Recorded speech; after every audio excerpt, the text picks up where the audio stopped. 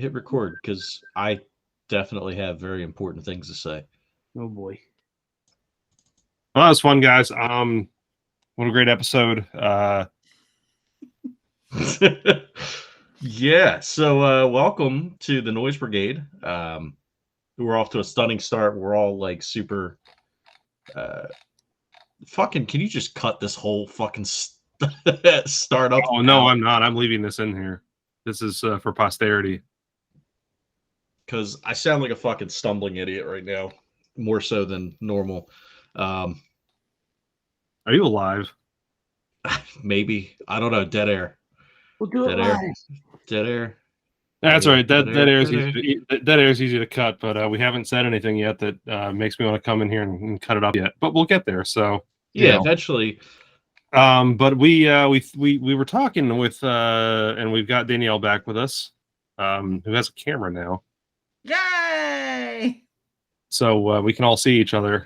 But Richie's an astronaut now, so cool. Emphasis on the ass. I'm in space. But we I assure you, I'm not a cat. we recorded a couple times ago earlier this week, and during one of the episodes we were going to do remakes. Why is Richie's cat head stroking out? I don't know. Because he's moving his eyes. I was playing with that one earlier. I think the glasses freak him out. You know what the funny part is with those visual effects on this thing? Because of the account that I'm using, I don't get those cool ones. Yeah. Well, I can't get to use them because it doesn't blur the background, and you would see our horribly messy den. Yeah, our horrid den.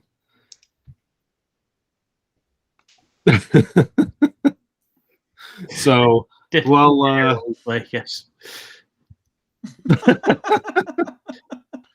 This is going great for audio, by the way. Yeah, this is probably the greatest audio of any of our episodes. You know, before we start recording, you were kind of running through the statistics of like what episodes actually got listens.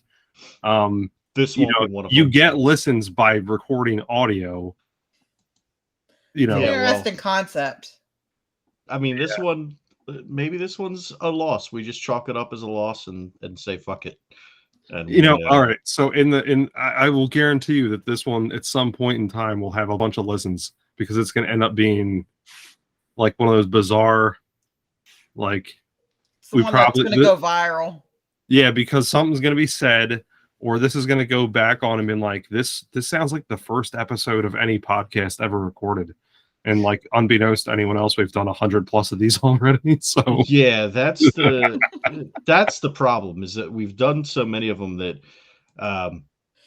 we figure that we should know what we're doing at this point, and so we jump on to record, and then we just sit here like idiots, staring at each other and using the different visual filters, video filters. I can't even fucking talk tonight. Maybe we need an editor. What's that? Yeah. Wait, that's what Tom does. that's what I do. Tom, That's what Tom does. Tom, I will Tom graciously quit my job and become your editor. We can pay nothing. Oh, damn. And We can pay gratitude. How dare you, sir? yeah, what's I the already get paid that now. I mean, I'll triple that offer of nothing. Richie will send you a tit pic. Don't go promising stuff. Depends on how good the content is. But no, we recorded a couple times ago, and I can't exactly recall how it came up, but we started talking about remakes, and this isn't necessarily a new idea for us, but we've as through a kind of a note sheet together here. One of the ideas that came up had to do with like remade or covered songs, which is something that we've talked about before. Mm-hmm. We've done that before, and certainly an idea that we can revisit again. But we were talking about remakes in the sense of things that should never be remade, or why do they keep making them? I think we all know the answer to that, but I'm curious to see your thoughts on that question alone. Like, why are movies, music, TV shows, video games, books, whatever. Why are they just constantly remade? Anyone want to take the floor on that one? I'm going to jump on it. And here's what I'm going to say is, as the technology improves, and as we can get more out of certain technologies, it makes sense to remake certain things because you can get the director's true vision for it. Now, I'm not talking about George Lucas going back and tinkering with fucking Star Wars and putting in extra bear dances and shit. I'm talking about like remasters of video games where, hey, they wanted to do this is what they had written down. This is what they wanted to do initially, but the hardware limitations were such that they couldn't do it correctly. So it ended up like a gimped version of this.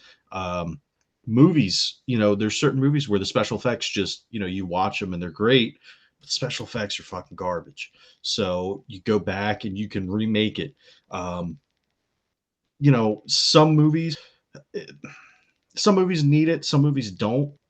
It just depends. And honestly, if there's a different vision that the new director has, where there's a new direction they can take in a certain part, or they can improve a different part, I don't really have a problem. What I have a problem with is the same fucking things getting remade over and over and over and over and over again.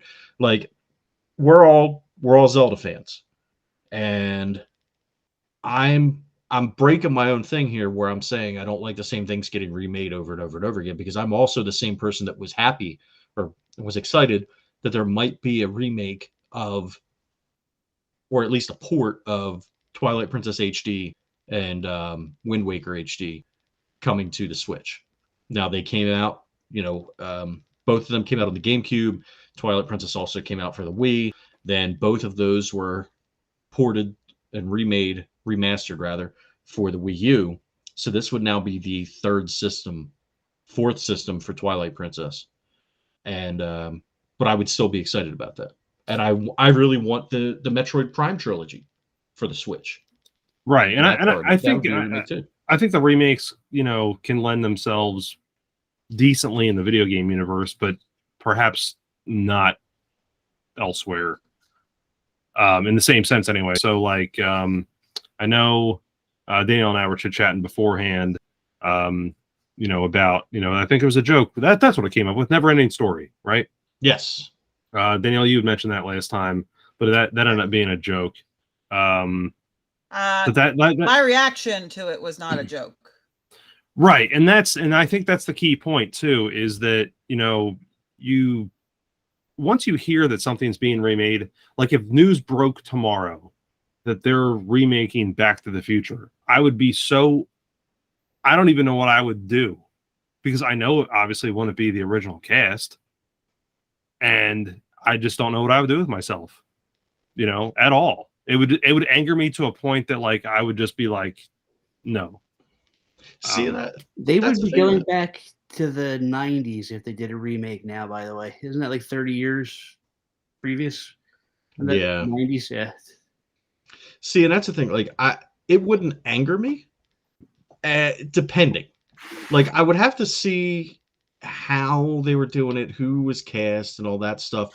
Because I think about stuff like the Karate Kid, and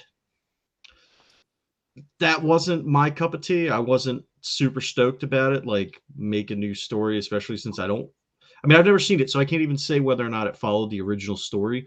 But I just kind of was like, all right, we'll make something else. It did. Well, they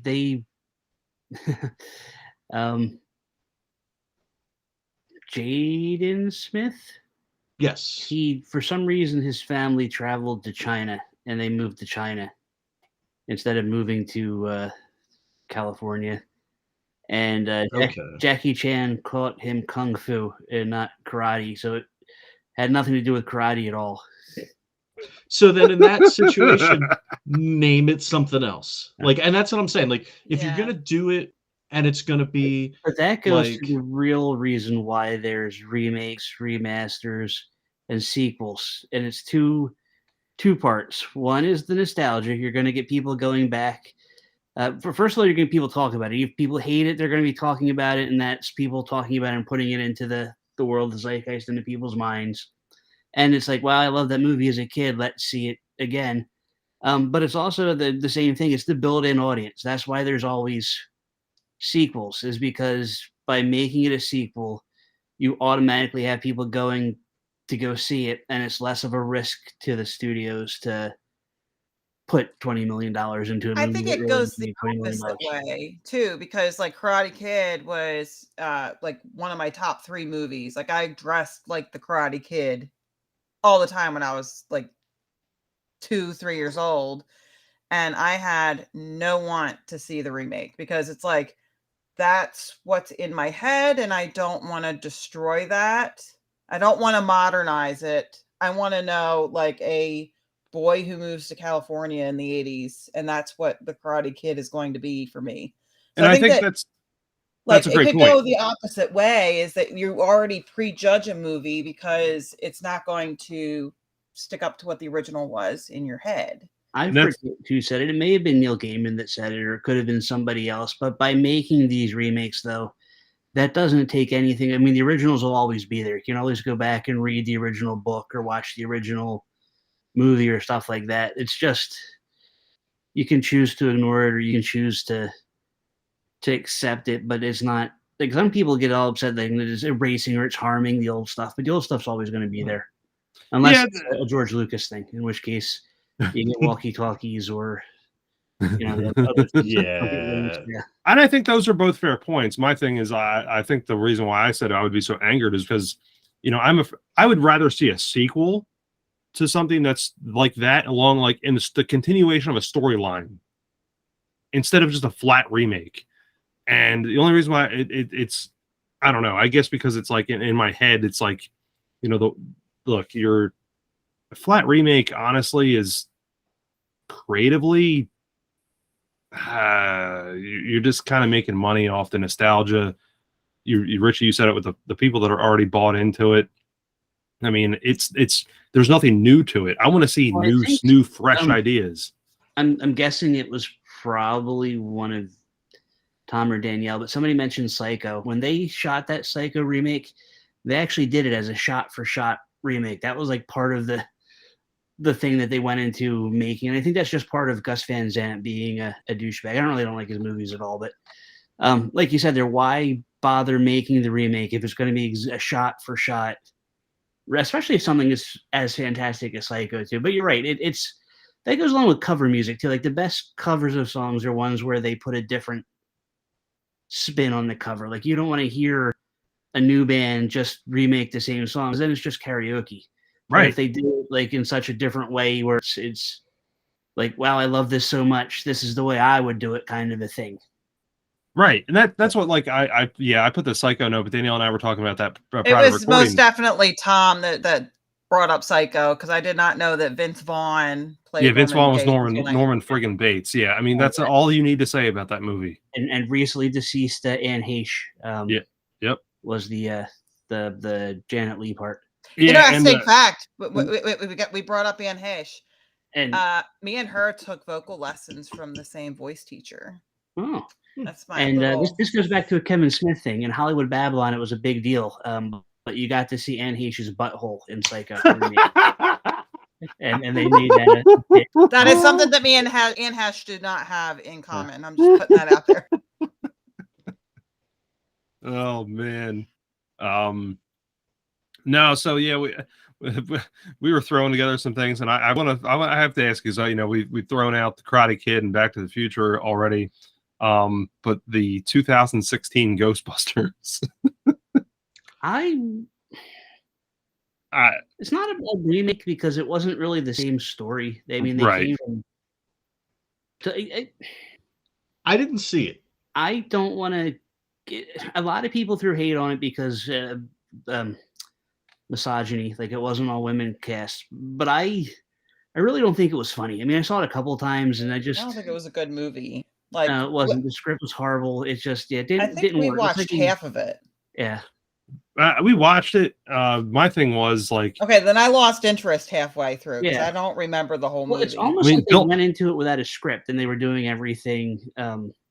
Improv. Thank you. Yeah. Yes. Like here's my thing with my hatred of that movie has nothing to do with casting. Yeah. My hatred of that movie has to do with the fact that it has Bill Murray in it, and he's not Peter Venkman. Yeah. And it's a Ghostbusters movie. And that is dumb as hell. You just ruined Bob's night. I could see it on his face. I don't think he knew that. I didn't know that. Spoiler, Tom. Spoiler. I mean, it's not like I was going to rush out and watch it anyway. It came out in 2016, Bob. And none of them played the same part. So all right, so they didn't. None of them played the same part. No. Okay. Now, for as good as the Afterlife was, this was polar opposite. Which I thoroughly enjoyed Afterlife. Yeah, I did too. That's a fantastic. They did just a fantastic job, and that was a good one. But I think that poses the question. Richie, you kind of said it because like I was like, hey, can you consider this a remake? But it's really not. But also to me, it doesn't really continue any stories. It was kind of a standalone.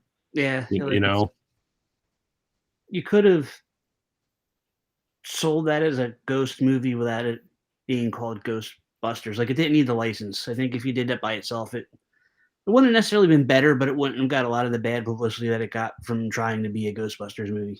Yeah, that's I think that's a fair point. And I think that was my impression the first time I saw it. And I think I had mentioned that to Danielle too. Is like, you know, had this not been a Ghostbusters movie, like it was just an okay, you know, it wasn't. I didn't love it. I certainly didn't hate it.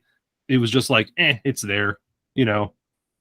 But being the Ghostbusters branded movie that it was, it's like, oh gosh, like, But some other remake movies are released in that same vein. I know Danielle, you had a couple notes down. Yeah, probably the biggest victim of this is the Annie movie, like because it was made in 1982. Like, not the original. It's based off of a Broadway show, but like the original came out in 1982, and then Disney remade it in 1999, starring Kathy Bates, and then from there, they remade it again in 2014, released it as another movie. And then that Kathy Bates, the woman from Misery. Yeah, she played Hannigan. Oh, okay. Yeah, I thought it was Annie. Like, wait, what? But it was Disney. But it was Disney, so like she was really limited on what she could do. But then, like in 2014, they released it again. And the headliner on that was Cameron Diaz. Like, that was the biggest star that was in there. And she played Hannigan. And they, like, modernized the story. That's when Jamie Foxx was also in there. Like, there was a lot more ethnic representation in it. They, instead of making her an orphan, they switched her to, like, a foster child. And like they changed like a lot of the story. And then in 2021, that's when NBC did Annie Live. So like it's like there's been like 4 remakes of it since the original came out. And it's like there's nothing wrong with the original. The original is such a good movie. And like I'm going to tell you that there are people in these movies that are like really, really fantastic. There's Broadway people in these like remakes, and I don't care for any of them. With a musical, though, I mean something based off of the musical, you're always going to have people that are going to want to. It's kind of like doing a cover song, even though it's a musical. You're going to have people that are going to do their own takes on the thing, or modernize it for a new audience. Like it's going to be hard to get a kid to watch the original Annie from the 80s, but if you put insert name of whoever, like the people from BTS. So if you had Cats, the original Cats, and then you had the Cats that was out a couple of years ago, where you had Taylor Swift and oh man, Tom, we should have added that to the list. I've never seen the original Cats, but I Katie's watched the original Cats. We sat down and watched it with her. The remake was like one of the weirdest, messed up movies I've ever seen, and I liked it because of it. Like I watched it going into it knowing that it was the perspectives were all messed up going into it. People's hands were like human hands on cats. Well, the original on in that a furry suit. But the thing is with the original on that, like the original cats, they went in and they actually videoed like the stage performance. So it was it was more along the lines of like Hamilton. That's why that worked, because it was like, okay, these are obviously people in cat costumes. They also gave it a plot that didn't exist in the original. Well, and I mean that's part of Cats is that there's really none. It was hot. They were all hot, trying to take over cat heaven or whatever the plot was. Yeah. You guys say talking about musicals though, and it made me think Hairspray. I was gonna bring that up. I just read John Waters just put out a novel that was horrible, but I had to read it anyway because it was a John Waters thing. But yeah, going from the original Hairspray with Ricky Lake and Divine to John Travolta, and it was just fascinating. The John Waters thing getting he even said it himself when the musical came out. He pictured the family watching Hairspray going, this is real good. Let's go see what other John Waters movies we can rent at the video store, and coming out with Pink Flamingos, where and a singing asshole. So that's just great. But yeah, that again, that's the perfect example of something hitting a totally different audience than the original one. Yeah. And I don't see why that there needed to be so many Annie movies. Yeah, like, and different generations want to see different shit, but they might want to see their own generational people. Like Richie said, they want to see their own generational people put their spin on it. Kind of like representation too, where like you said, you had the one that had more of the African American. No, but I don't think anybody wanted to see Cameron Diaz as an old, washed up. They also did watching a bunch of kids, that Rodgers and Hammerstein Cinderella remake with I think it was Brandy did the Cinderella role. Yeah, that is another one. Yeah. It is amazing that musicals do get like remade like that. I was able to pull out Rodgers and Hammerstein and Brandy. So I want kudos for that. Yeah, I'll give you a high five. Do they still make kudos bars? Yeah. Virtual high fives. I don't know, Bob. Do they? I don't really know. Thank you for acknowledging my joke. I tried. They should remake that. The kudos bar? Candy bar? Yeah. Or his joke. Either one. Oh man, no, nobody should ever remake any of my jokes. We should reboot it. We should just boot it out into the street. Whenever we stop recording and we all get back in 5 years from now, we call it Noise Brigade Reboot. yes, we will. Except for I'm going to be replaced by never mind. It'll just be AI or old recordings. Yeah. It'll just be a soundboard of me just going, fuck. Man. Danielle put a good note on here. We got to talk about this one. Willy Wonka. What the heck? Yeah. The fucking Nightmare Factory? Yeah, Charlie and the Chocolate Factory. What a great name for a remake. Right? Charlie's Chocolate Factory. So that way, when you go to the video store, if you don't get it from the right section, you end up with a completely different movie. Wasn't that the book was called Charlie and the Chocolate Factory? Yes, it was. And I think the point was Tim Burton wanted to make a Willy Wonka movie. But I think it was supposed to be closer to the book too. Yeah. I just remember watching like the first movie and the tunnel scene where they're going through and he's sitting there and he's like singing that creepy song. And it's like, how could they top that? And then like the second movie was even like creepier. Like the whole movie was creepy. I don't even think I saw the second one. Yeah, Christopher Lee in the beginning too as Charlie's dad. Or not Charlie's dad, Willy Wonka's dad. Yeah, I didn't see the second one. I think my big issue with I love most every role Johnny Depp plays, but look, Gene Wilder is irreplaceable. Yeah. Very, very hard to top the role that, especially given the time too, because you had some pretty iconic movies in the 70s, but my goodness, like Gene Wilder's Willy Wonka is very hard to top. Like just a fantastic role, and there's other good characters within that movie as well. And so that remake, which I know Richie, you said it was based more closely to the book, and being a Tim Burton movie, I think expectations were it was going to be weird anyway. But I don't know. I'm not a fan of that one whatsoever. I think they missed the mark on it. And it wasn't. I don't think it was a musical either, right? Wasn't it just a straight movie?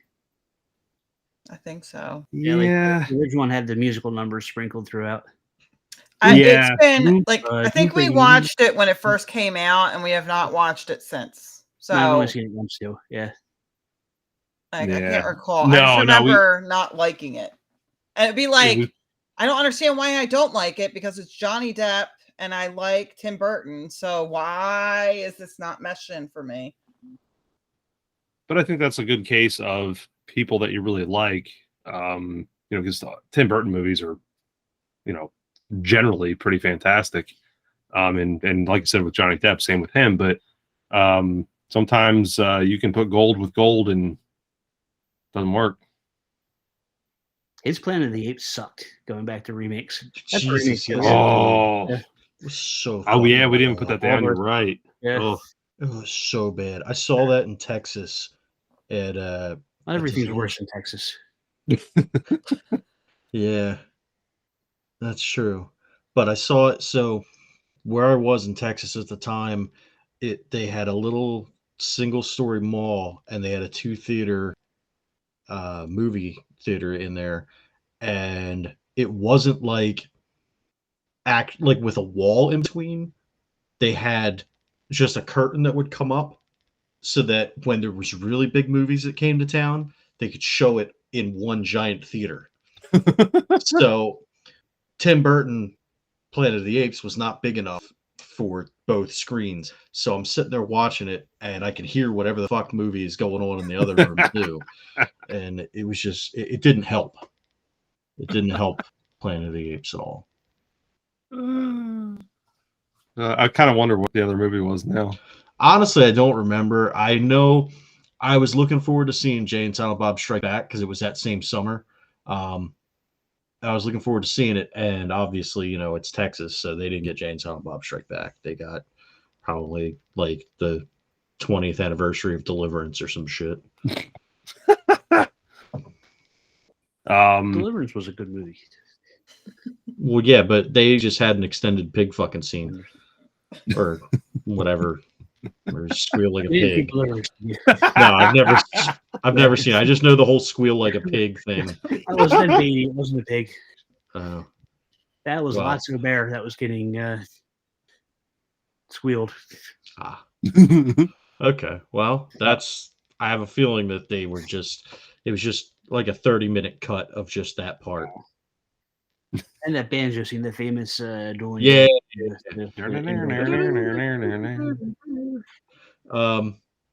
But all right, so remakes, I can think of a good one, and your mileage may vary on this one, but Edward Penis Hands. Well, that was more of like a spiritual successor. Oh, yeah. No, did you guys see the Evil Dead? Who was that? Oh, the remake? Yeah. No. With the female Ash. Yeah. No. It wasn't. I didn't think it was bad. Part of it is I saw it for free. The first Evil Dead movie wasn't great, so.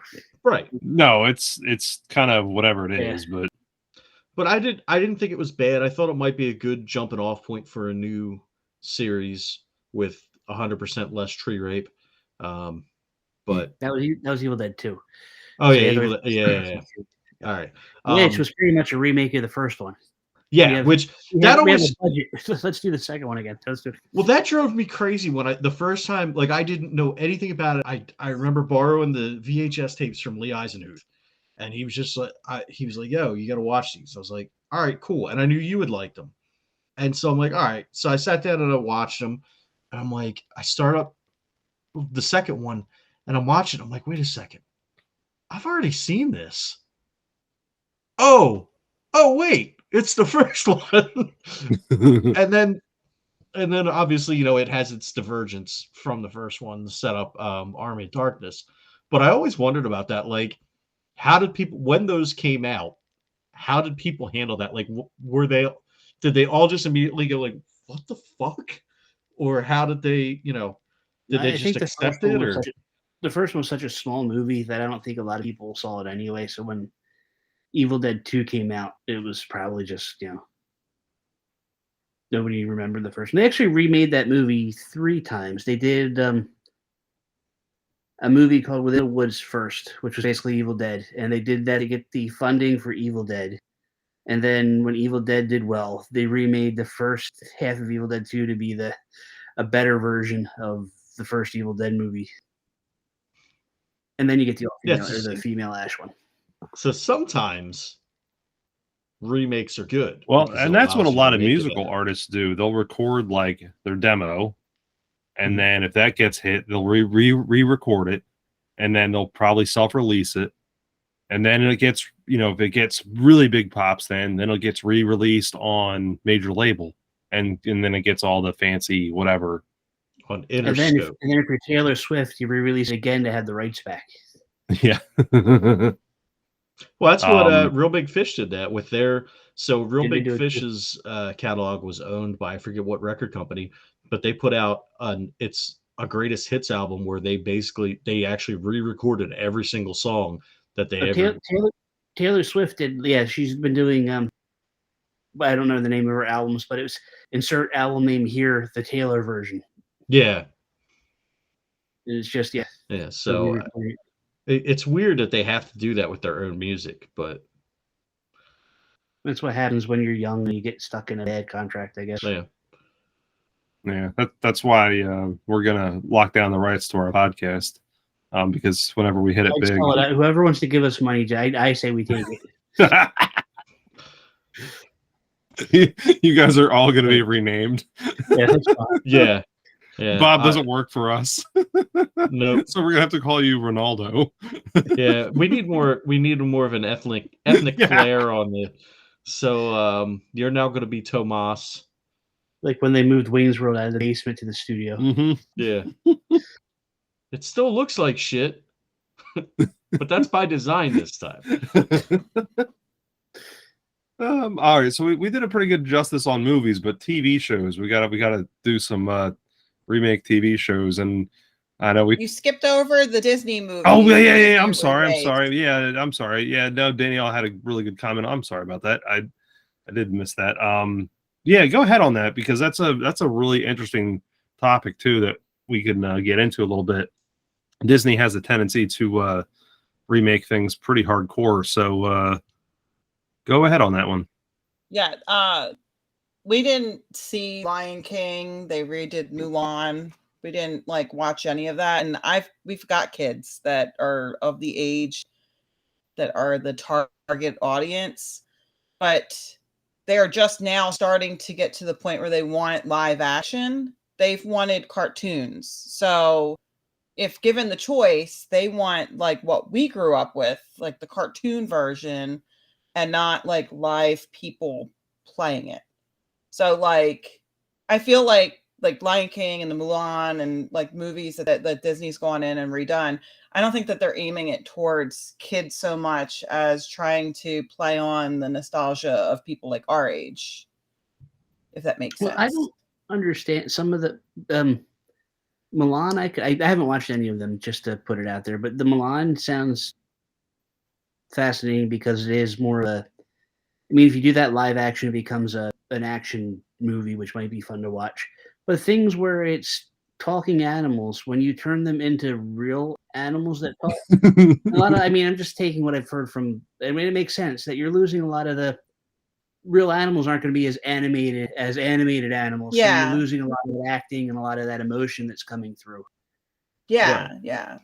Yeah, and that's honestly the biggest, the most egregious thing to me is.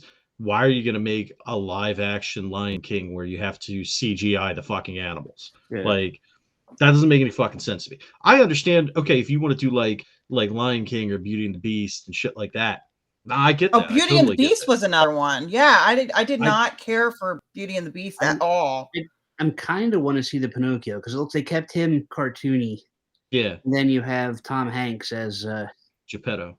Yeah. Which is wrong. We need an Italian actor there. You know, Tom Hanks, our finest Italian actor. Yeah, right. Right. Yeah, we need Benicio. No, not Benicio del Toro. John Turturro. John Turturro should have been. John Turturro, yeah. But like the big one right now is The Little Mermaid, and there's like a lot of like racial things that go into that. But like, I don't want to see it because do stuff that's like for a racial, like positive racial aspect. Like me and Tom talked about this. There are so many stories out there from different countries that they could make movies about. And I mean, I don't understand why we're just regurgitating the same stuff. And it's kind of like, as I said, I don't care what the color of her skin is. It's the fact that like we're regurgitating it all. Like I did not care for The Lion King. I didn't care for Mulan. I didn't care for like the Beauty and the Beast. You know, it's kind of like I loved Coco and what was the Encanto? Like it's like you can expose kids to different. Yet again, though, those two are both cartoons. They're not live action either. You know, and it's like you can expose them to different, you know, backgrounds and different countries without having to go back and redo like the classics that are already there. Well, but it's like you said, like I think Tom said earlier, you've got to build an audience with the name Little Mermaid. Yeah, you know it's not going to flop. That was Richie. I stole it. That was Richie. Yeah, you know it's not going to flop. You know you've got to build an audience, and it is an important. You know, it's an important thing for representation too, though. Oh, I know it is. At the end of the day, you know, you can see countless videos online of people. They're showing their kids, you know, people of color showing their kids. Yeah, hey, check out this trailer for the new Little Mermaid, and then the kids are just dumbfounded. You know, they're amazed and they're having these emotional reactions to seeing someone like them as, you know, because what was the first Disney princess that was black was Tiana from The Princess and the Frog, right? And when did that come out? Was that late 90s or was it early zeros? I think it was early 2000s. We all have Google in front of us, and none of us was like, none of us cares to fucking look. I'm looking it up right now. All I know is I had what's his name was bad guy, and he was awesome. It was I was wrong on that one. It was 2009. Right. So honestly, do we need different stories from elsewhere? Are there a ton of other stories to mine? Yeah, absolutely. But to throw a person of color in the lead role in a live action remake of something like that, or to add like, you know, a female black lesbian dwarf or whatever the fuck it was to the Power of the Rings that everybody freaked the fuck out about, you know, like, and I don't really know if she was actually a black lesbian dwarf. I just know that she was a female and I have no idea what you're even talking about. That was the other thing. No, but that's legit. Like, people were getting pissed off, and to Richie's point, you know, Richie was talking about Neil Gaiman earlier. Neil Gaiman, they were blaming him. That was great. Right, he had nothing to do with it at all. Right, he had nothing to fuck. But he said, I was referring to there's that Lord of the Rings series running on Amazon now, and they have black characters in that. Yeah, and people are getting upset that they. There were no black characters in. I was going to say Asgard, but that's not right. I forget what the Middle Earth. They're all hobbits. They can be whatever they want. Hobbits and dwarfs and fucking butt-fucking elves and shit. Like, you know, like no. The butt-fucking guy was the one that played Gandalf. Even I don't know. I've never seen any of Lord of the Rings. No, he's famously gay. He's out. Oh, no. Lord of the Rings? Yeah, I've never seen. No, he never has. Now but we talked about this with Clerks 2. I said he kind of has if he's seen Clerks 2, because Randall's synopsis of Lord of the Rings is absolutely perfect. Yes, but I know that read The Hobbit or watch the Ralph Bakshi Lord of the Rings movie, and that's all. The books were boring. Yeah, the Hobbit's good, but as a good book, but yeah, don't waste the time watching the Peter Jackson stuff. 3 hours, 3 hours. Perch, Perch. Yeah. I said Perch. You did, but Destination Smog wasn't horrible because at least you get to see the dragon. But the first one, you didn't get the dragon. It was just wow. I remember seeing that they released that as like a 60 frames per second something or other, like super HD thing in IMAX, and it looked like you were watching a soap opera kind of thing. It's just the way they filmed it it wasn't cinematic. It looked wrong. So the only real experience that I have with The Hobbit or Lord of the Rings or any of that shit is, and I keep seeing pictures from it pop up on Facebook and social media lately. Remember on Nickelodeon back in the day when they used to show all the weird ass old cartoons, and they showed like the original Star Trek the Animated Series cartoon, and they showed that fucking Hobbit cartoon with the creepy ass animation. And that was my experience with the Lord of the Rings and the Hobbit and shit. Was that the creepy ass golem from that shit that gave me nightmares. It looked like a fucking anglerfish with feet. I watch Nickelodeon all the time, and I don't remember what that is. Yeah, I mean, there was a Ralph Bakshi Lord of the Rings that had Gollum in it, which might be what you're talking about. I don't remember that being on Disney. Not Disney, Nickelodeon. Hold on. I'm sitting here like, do you mean David the Gnome? Like, I'm like, if you were afraid of David the Gnome, that explains a lot, Bob. That explains a lot. David the Gnome freaked me the fuck out. Hold on. I've got it right here. Like, I can see. How did Mr. C turn into a gnome? It's weird. Oh, it's from 19. All right, so Ralph Bakshi, 1970s Lord of the Rings movie, right? Is that what you're talking about? No, I do remember seeing that one. So this is the Rankin Bass, The Hobbit. Yes. Okay. Wait, The Hobbit. Hold on, because now I'm seeing one that's weird that looks like where the Hobbit looks like he could be a female. And it's got like the VHS tape that's like tan and it says The Hobbit in red. But no, there was this other one. Are you sure you're in the right section of the store, sir? Yeah. Maybe it was. Damn it, Rankin Bass. All right, so the Rankin Bass one. There was. That's the one. That's Rankin Bass did The Hobbit. Then they did the first 2 books of Lord of the Rings was released as Lord of the Rings by Ralph Bakshi. And then Rankin Bass, I think it was Rankin Bass, came back with Return of the King to finish it out. And none of them had good animation. I mean, Ralph Bakshi famously ran out of money, so a lot of it was, what do they call that when you draw over top of the art? Tracing? Well, yeah, I mean, watercasting, but yeah. A lot of tracer, damn it. And then the other one was basically a TV animation, so it wasn't, theatrical quality. 45 minutes in, and Bob just boom. Yeah. Tracy. I'm still sitting over here laughing because Tom asked if you were in the right section of the store, and I was like, Lord of the Rings, not the G-strings. Yeah, Lord of the G-strings. Yeah, not Lord of the G-strings. Yep. Yeah, we all forget. Talk about remakes. Yeah. That was the best one. That was the best one. Thanks, BX. I appreciate it. That's so I just sent you guys a link to the one.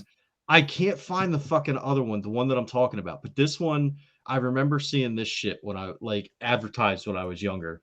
But there was this other one that was creepy as fuck. Dude, how old are you? What the fuck? Fuck you, man. This shit was, I swear to God, this shit was on. Maybe that's why I was on Nickelodeon, because you're like 65 years old. No. This is. Fuck you. I remember that. Oh, I do know this. Down. They showed us that little video school, that they got. I remember watching that at school for like a holiday thing or something. Or maybe it was just English class and they didn't want to show us. Yeah. I don't remember like what was in it, but I remember I remember the Hobbit guy. Yeah. Like maybe I'm off on it being a cartoon that was shown on Nickelodeon. Richie, I think you're on point there. You said being shown at school. I bet you we were all shown that at school. Yeah, the Hobbit one anyway. Yeah. Bob, I think that's where your mind's going to right now. I don't know why but that had to be a school thing. Probably confusing him with David the Gnome. Well, okay, so I did find another. There's a 19. Oh yeah, This so is that's David the the Gnome. Bakshi. Yes, this is the Ralph Bakshi, but that's not it either. What the fuck was I all right, maybe I was just dropped on my head too many times as a kid. Well, yeah, that goes without saying. Fuck you. All right, Rich, what did you send us? I'm just. That was the Ralph Bakshi Golem. Oh, okay. Right, Oh click yeah, on that yeah, and see if that's the thing that freaked me out. It was very freaky. I mean, if you watch Bob's gonna have a little episode here if he clicks that link. Yeah. I highly No, that's not the one that I was. When they were filming Star Wars, Ralph Bakshi did this movie called Wizards, where it was supposed to be his kids' movie, and it features an elf lady who's half naked and her nipples are hard all the time. And this is his kids' movie, and it's got Nazi. It's magic versus technology. The technology people discover Nazi propaganda videos. Jesus Christ. Great movie. It's a good movie. I'm gonna call it a great movie. Yeah, great movie. You know, I loved it, especially the Nazi stuff. We also have the good guy, the wizard good guy, talks like Peter Falk because the kids love Columbo, I guess. Oh man, we could do a whole episode on Peter Falk. That should be our next episode. There you go. I can do a whole cop shot that guy in the dick. Oh wait, that's not him. Going into remakes, Ralph Bakshi did a movie called they released it as Street Fighting, but it was basically Song of the South remade as a modern tale. This is just solid things. That's Gollum from some 1967 Dutch cartoon of The Lord of the Rings. Wow, yeah. Old. I just found it on fucking Google, you fucking fucks. Fuck you. Old and Dutch. I already found it. I put it in the chat. Smoking a pancake. I put the link in the chat. Hello. Hello. No, David the Gnome did not freak me out. He pissed me off because his show sucked. Oh, I like David the Gnome as a kid. Fuck David the Gnome. His stupid fucking Fox Swift. And the hot wife. The hot what the fuck is wrong with now we can do a deep dive on Richie and his psychological issues because he was attracted to Grandma Elf or Grandma Gnome, whatever the fuck. She wasn't a grandma, she was middle-aged. She was not middle fucking aged. This is what David the Gnome thinks, Bob. I stopped paying attention. All I've heard is that Richie's attracted to David the Gnome. It was just white. So I found the toy that Richie had. I found the toy that Richie had that made him attracted to her. Hold on, I'm gonna copy the link and put it in the notes. This is such good fucking content for the listeners. Go ahead and click on that fucking link. This is why Richie was attracted to the wife. Yeah, hold on. Let me read one of these links that we sent. %sign 252C %sign 25B lowercase n uppercase n uppercase s. Yeah, and just we'll read it out the rest of the show. Yeah, that just meatspin.com. but I need you to click that link because I need you to see. This is the only way that I can figure that Richie was attracted to David the Gnome's wife was if he had these toys. See, I thought it was this one. Oh yeah, I mean, I could see him being attracted to her too. Lisa, her name was Lisa. Just to look it up. Jesus Christ. Lisa the Gnome. Yeah, Lisa the Gnome. I'm pretty sure Lisa the Gnome didn't look like any of this shit. Oh man. She had big old gnome. I'm gonna stop right here. Yeah, how do you know under that big skirt that she wore? She just had a big old floppy donkey dick. Nothing wrong with that. Hey man, if that's what you're into, I support you 100%. We all love you, Rich. I'll try anything once. Oh man. It's funny. So Danielle and I threw some notes down on that sheet earlier and was like, this could turn into like easily a couple episodes. We couldn't even get through all the worst ones without diving into David the Gnome and David the Gnome wasn't even on our list. No, I do want to, going back to gnomes and trolls and stuff. You have one of your absolutely no one should ever remake this things being Labyrinth, which is one of my all-time favorite movies. But I Mine don't too. think I that's Danielle. Yeah. No, you can't remake it without David Bowie. I'm sorry, nobody. I was 5 when that came out, so it's okay that I found her attractive at the time. Yeah. Wait, Yeah. was that 82? 86 came out. 86. Yeah. Okay, so I was 3. It was in the 90s when you had Brad Pitt kiss a very young, what was she, like 11, 12? What's her name? Kirsten Dunst. Kirsten Dunst, yeah. Oh, well, if you were going to go super creepy, the 80s was when you had Brooke Shields do all of her Shields. stuff. Yeah. She was a 9-year-old in Pretty Baby. Exactly. Yeah. It was just a weird, like. I didn't say that to excuse it. I just said that like it was a weird time, and he really did not have any boundaries. Yeah, there's no way that anyone's getting away with any of that stuff now, and for rightfully so. Obviously, I mean, right. It was Macho Man was fucking Stephanie. Yeah, do you really think there's something to that? Like, can't we do one episode without wrestling? No. Nope. Nope. Mm-mm. Nope. Well, that's one storyline. We tried. That's one storyline that's never been remade. Oh, wow. Yeah, that remake is not coming anytime soon. Even if Macho Man did. Damn. R.I.P. No, not even. Snap and giggle. We do have a couple. If we're gonna, maybe finish off with some remake stuff real quick. Maybe we'll just speaking of Macho Man. Yeah. Maybe just dive into some worst remade or rebooted TV shows. And I had a note on here for that 80s show. And but I would also like to argue that the last season of that 70s show is probably just as bad. That was bad. I never watched that 80s show, even though it had Glenn Howerton, who we didn't know him as Glenn Howerton at that point. No, the worst remake TV show that I can think of is WWECW. That's a good point. We kind of went in a little bit of detail on that on the last time we recorded, and you can't. That goes back to our argument of you're milking the brand for every dollar possible. Mm-hmm. The corpse of a brand. Yeah, exactly. And this is one of the ones I had forgotten, but Mad TV got a reboot in 2016. I remember they had a special the year before. I vaguely recall watching that. The reboot did not last long at all. I think it was 8 episodes and it was gone. So that was one that was pretty terrible as far as bringing back. The one it sticks out to me though the most, and I don't know, this is going to be one of those conversations we could have for another episode, whatever. But the fond memory person in me, I never watched the rebooted MacGyver, but I religiously, as a kid, watched all the original Richard Dean Anderson stuff because my dad was such a big fan of it. And I would periodically go back and rewatch, those shows. I don't know how. To me, that's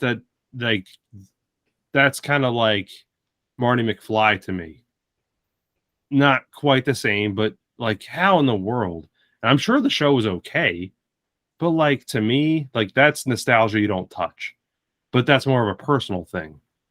You know what I mean? Because I have fond memories of watching the show with my dad. Like, don't touch that show. Like, I like this version of it. I don't want to see another version of it, even though I'm sure it was okay. But that's like a version of a remake that, like, I want nothing to do with. See, and I literally have nothing that I can think of TV show wise that I would be angry if they remade. Maybe Scrubs. Maybe. There's talk of a reboot.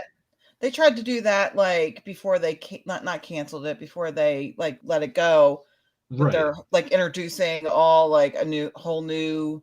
Yeah, they kind of did the soap opera type thing. You know what I mean? Yeah. Right. Like where. And honestly, I've recently rewatched it, and I'm not totally like I don't hate that. It was just a new direction for the show, and to me, I was just kind of like, oh, okay. I mean, it was at the time I was like, oh, this fucking sucks, but it didn't really. I don't know. That didn't bother me, but we got Rob Zombie's Monster coming out next month, which I'm looking forward to that too. Yeah, I'm curious. I'm curious to see how that goes. They tried to reboot that a couple of years ago too, and it didn't get off the ground. But they released the pilot as a movie, a TV movie, and it was Eddie Izzard played Grandpa Munster. Oh, no kidding! Yeah. It was good. I thought it was. That's awesome. Yeah, that's awesome. Yeah, no, the Munsters is one of those that I would watch on Nick at Night or whatever. The Family they rebooted a couple of times. Mm-hmm. But they have redone that. Yeah. Now that's a good one to talk about as far as like on another episode. As far the original Addams Family movie as a remake of the TV show. If you think about that, apples to apples, wow, that's a great version of a remake. So yeah. Oh, absolutely. And those movies still stand up today. I absolutely love those. Since we mentioned that, two things. One, Carolyn Jones is one of the most beautiful women ever and died way too soon of colon cancer. And then the original Bester was Jackie Coogan, who played the kid in The Kid with Charlie Chaplin, and his parents stole all of his money, and he was responsible for laws where the parents, being managers, have to put the money aside. It's called the Coogan laws. And he was also briefly married to Betty Grable. No kidding. The woman who was Red Hot Riding. But yeah, he had a weird life, Jackie Coogan. Wow, that's cool. No, I didn't. Wow, I didn't know that. That's awesome. Yeah. Wow, I had no idea. Not the fact that his parents took all the money. Yeah, right. His parents are assholes. Yeah, no, that's cool. No, I didn't know that at all.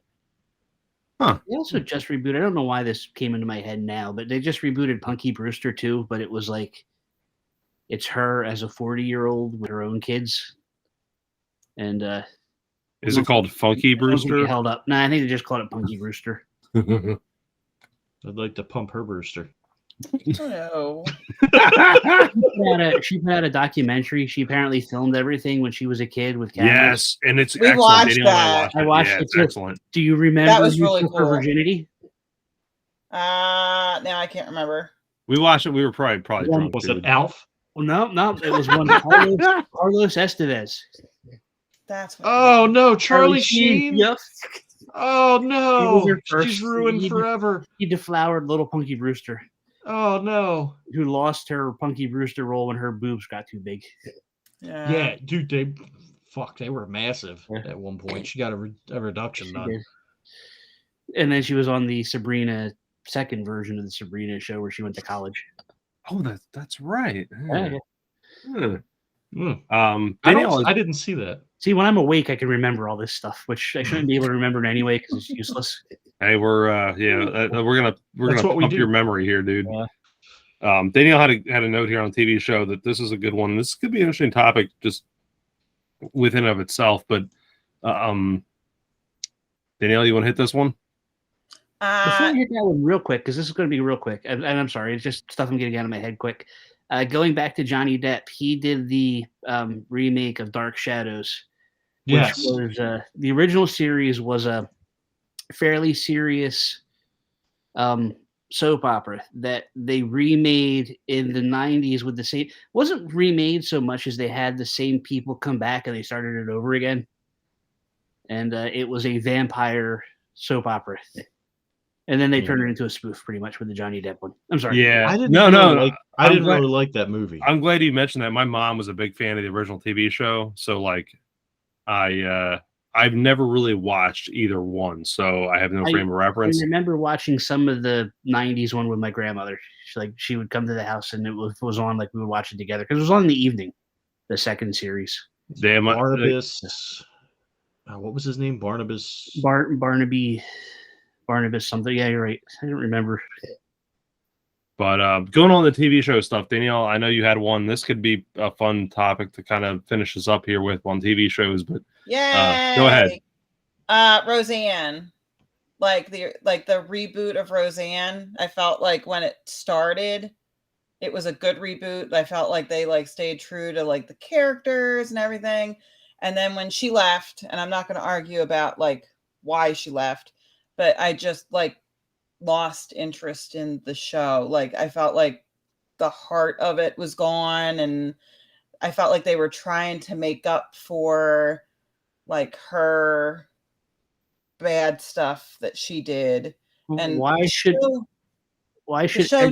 everyone else on the show suffer for her being her though? No, like they continued without her. No, I agree with that. No, I do. It's just for me, like I didn't watch the name of the that. show was Roseanne, right? Yeah. The show was her. I mean, obviously they had a good cast of characters. I think my thing with that is Richie, I completely agree with you. No one else should suffer because of whatever she, did. We won't get into that. No, I agree with that. That part, but like it other side of me says riding on coattails too. It's like you're trading off the name now, although they rebranded the show, whatever. But it's that's a version of a remake that you could take one of two ways. I think the way they took it, they tried to rebrand it completely differently. But the sheer fans of the show that remember, look, she was controversial when that show first aired back in the 80s. Yeah. For various reasons. Do you remember her singing the national anthem and completely destroying it? I mean, that was terrible. She's been controversial for decades. This wasn't like anything that would this should not have been anything that surprised anybody, right? Her exit from the show.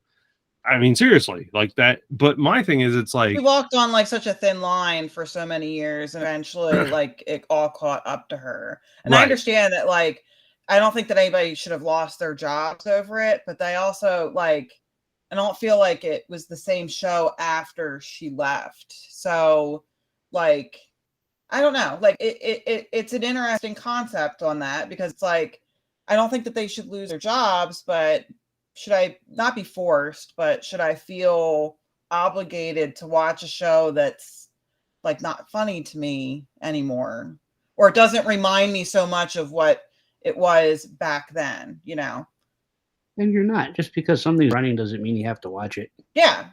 And that's a fair point. I'm a big fan of The Simpsons, and I don't think I've watched any of the last 5 seasons of it. Yeah. Like, see, and that's the thing is that, as I said, I don't think that they, should have or lost their jobs and that they should have canceled the show. Like that's not what I'm saying. I'm just saying that, like, I don't get as much of enjoyment out of it after she left than when she was on it. I felt like when it first started, it was like, okay, I see all the chemistry. The chemistry's there. Like, it's almost like they never even had that big gap.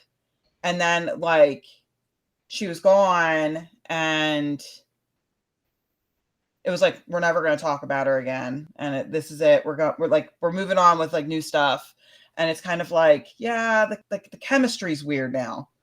They erased the whole last season of the original show, though. Like, wasn't John dead in the? Yeah. Yet again, and it just ended up being a dream. Yeah. It's a weird, like, I don't know. It's weird how all that stuff kind of like ends up happening. Show. It's like that 70s show, like just terrible. Heck, Bobby mentioned like that too. With a WWE ECW, you're gonna have your own audience specifically for that, and you may have some of the nostalgia people catch on to that, but like certain people that like Danielle, I know you watch it for Roseanne, like that was like.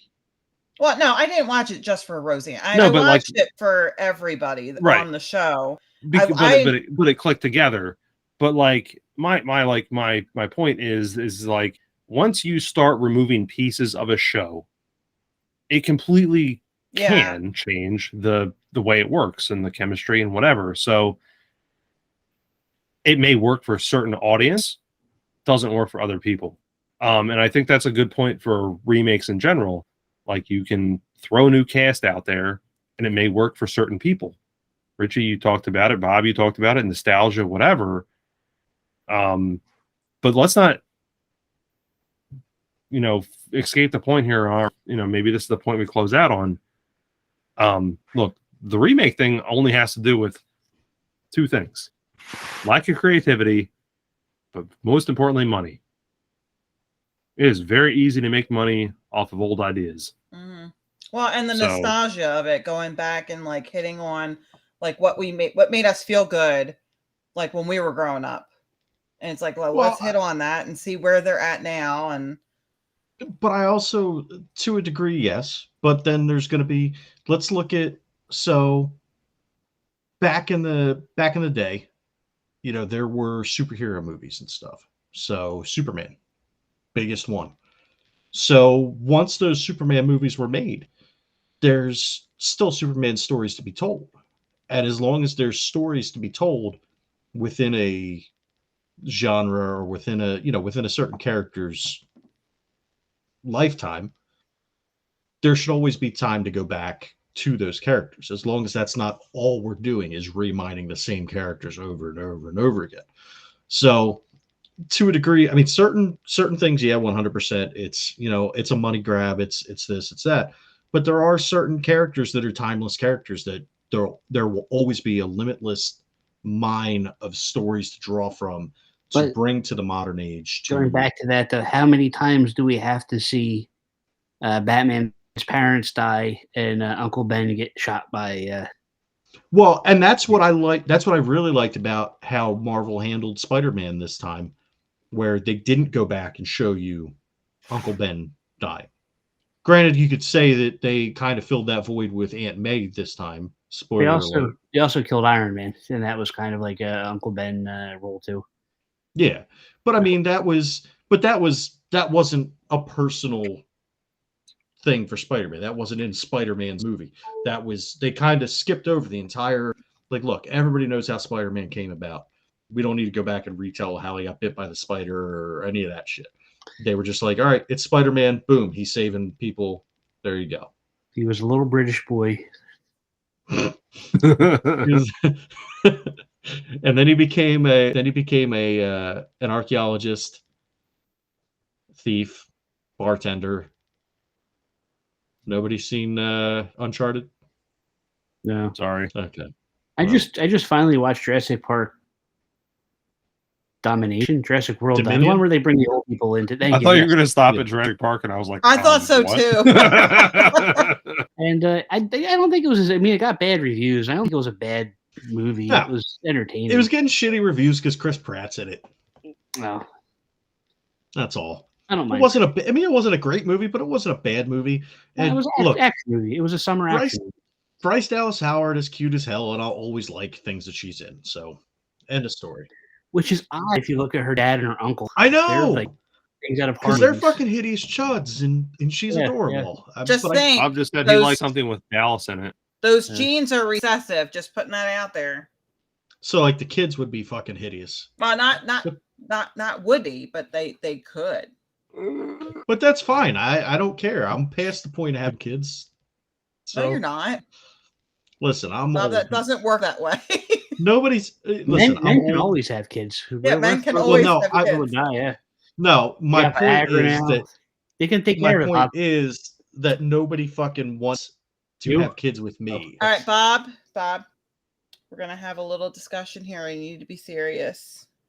It's the birds and the bees. Okay. I know all about them. What I'm saying is that they're not coming to visit me anymore. Nick Cannon. Yeah, Nick Cannon. Because you know why? Because fucking Nick Cannon had all the kids that I was supposed to have. Yeah. Because Nick Cannon just had his ninth. Well, the ninth woman or ninth time he got somebody pregnant just popped out today, and 10 and 11 are still in the fucking oven. Yes. Because the girl was pregnant with his kid, but he's got 2 other kids. Hooray! So it's like that scene in Idiocracy in the beginning where, the educated people and who are, not shitbags don't have kids, and in the fucking trailer park, meth heads are having like 80 kids. It's like that. Hey, Tom, we're meth head trailer park trash, according to Bob. No, you both are teachers, and you're both. Sorry. Fuck you, son. The cannon's hilarious. Cannon. You two have jobs. You're married. You have educations. You're productive members of society. You're not meth head trailer trash that's just laying around. Wow, Rich. You know, meth head trailer trash is just laying around collecting welfare and fucking. Should I just stop recording here? All of our trailer people listeners. I support you, trailer people. Yeah, there's nothing wrong with living in a trailer. I almost fucking bought a trailer. You just lost it another blown listener. Away. Yeah. It would have blown. Well, yeah, but they just lost 5 teeth. So who really comes out on top? Oh, damn.